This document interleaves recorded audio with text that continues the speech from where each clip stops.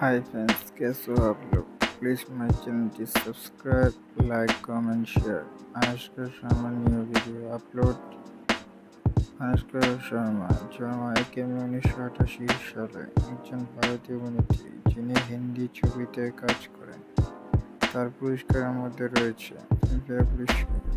তিনি 2010 এর দশকে ফোর্বস ইন্ডিয়ান সেলিব্রিটি 100-তে উপস্থিত হয়েছিলেন এবং ফোর্বস এশিয়ায় তাদের 2018 সালে 30 অনুদান তালিকায় স্থান পেয়েছিলেন।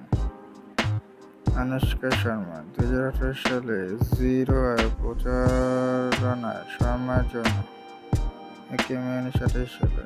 বয়স অনুযায়ী 36 বছর। 2008 সালে অযোগ্য Uttar Pradesh, Bharat. Alma mater Mount Carmel College, Bengaluru. পেশা অভিনেত্রী।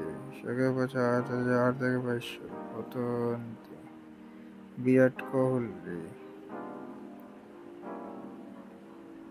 সন্তানদের পুরস্কার সম্মান তালিকা শেখা।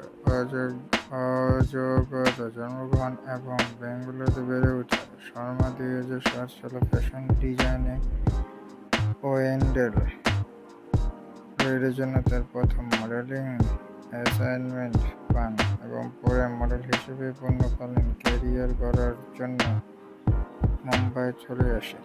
তিনি শাহরুখ খানের বিপরীতে সর্বাধিক আয়কারী রোমান্টিক ছবি স্বপ্নে বানা দি জোড়ি 2008 দিয়ে অভিনয়ে আত্মপ্রকাশ করে এবং 10 রাজ ফিল্মস রোমান্টিক ছবি ব্যান্ডেল বাজার করে 2010 এবং জব তক হ্যাজান 2012-তে অভিনেত্রীর ভূমিকা অভিনয়ের মাধ্যমে খ্যাতি অর্জন করেন।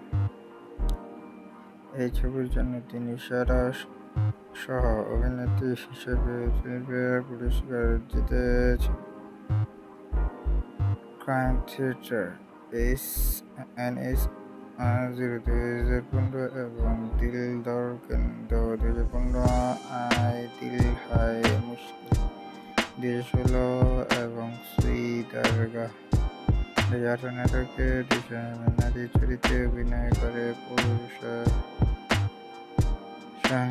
করিয়ে শর্মা। তার সর্বাধিক আয়কারী মুক্তিগত চলচ্চিত্রগুলি হল স্পাইডার দ্য মাসুল 2016 এবং রাজকুমারী হিরানির ছবি পিকে 2014 এবং সঞ্জয় 2018। খারাপভাবে প্রশংসিত জিরো 2018 এবং পরে অভিনয় থেকে বিরতি নেওয়া হয়। শর্মা প্রযোজক সংস্থা কিংসম্যান ফিল্মের সহ-প্রতিষ্ঠাতা ছিলেন, যার অধীনে তিনি NS 10, পাতাল লোক 2020 এবং বুলবুল 2020 এর মতো চলচ্চিত্র এবং সিরিজ প্রযোজক করেছিলেন। তিনি রাষ্ট্রদূত। Please my channel subscribe.